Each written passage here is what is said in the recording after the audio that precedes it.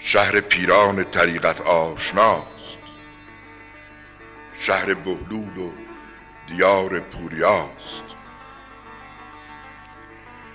شهر مفتون، شاعر شیرین زبان، شهر ملا مهرعلی خوشبیان. شارع نهج البلاغه هاشمی از همین شهر خوی است و فاطمی.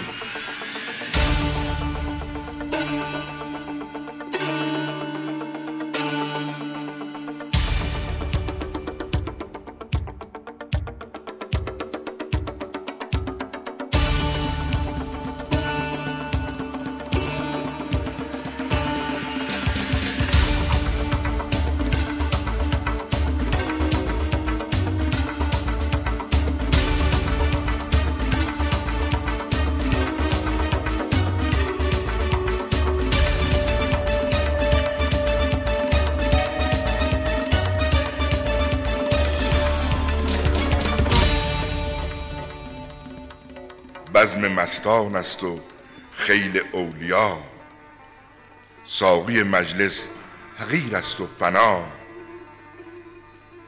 مظهر و دانش به لبها این نشید، ای گروه همدلان خوش آمدید.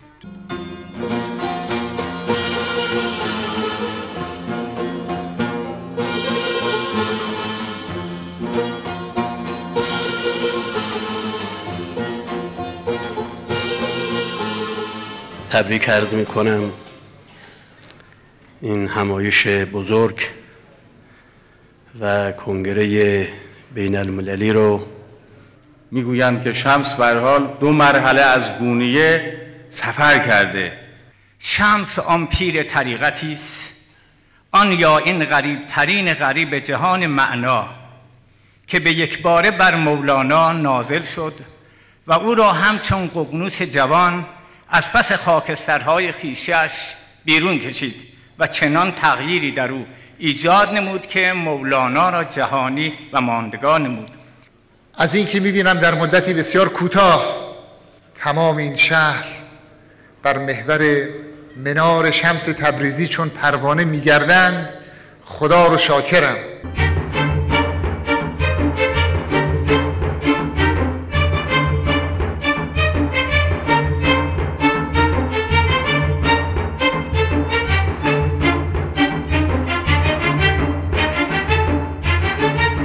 بنای بارگاه شمس تبریز و برگزاری همایش جهانی بزرگداشت او در رأس خواستهای مردم هوشمند خوی قرار گرفت. دیدم نگار خود را میگشت گرد خانه، در دست وی ربابی، در دست وی ربابی.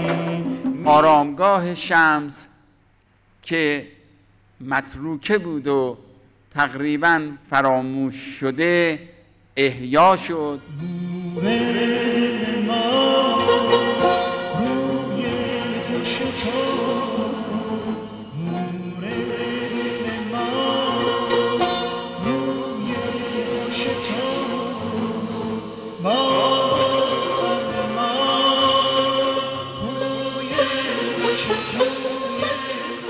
مردم خوی، از روز شنبه این معما همراه با افتتاح جشنواره شمس لااقل برای بنده حل